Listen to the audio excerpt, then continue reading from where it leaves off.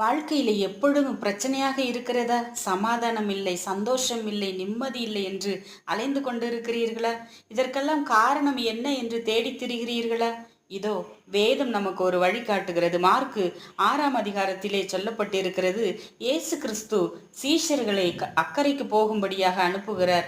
அவர்கள் கடலிலே பிரயாணப்படும் போது அங்கே காற்று அவர்களுக்கு எதிராக இருக்கிறது. கடலின் பிரயாணம் மிக கடினமாக இருக்கிறது அவர்களுக்கு. அப்பொழுது இயேசு கிறிஸ்து தம்முடைய சீஷர்களை தேடி அவர்கள் பிரச்சனைகளின் நடுவிலே இருப்பதை பார்த்து வேகமாக வருகிறார். அங்கே வரும்போது அவர்கள் இயேசு கிறிஸ்துவை இருட்டிலே அடையாளம் காண முடியாமல் அலறும் போது, அப்பொழுது இயேசு கிறிஸ்து, நான் தான், பயப்படாதிருங்கள் என்று சொல்லி அந்த படவிலே ஏறுகிறார். கடல் அமர்ந்தது என்று வேதம் சொல்லுகிறது.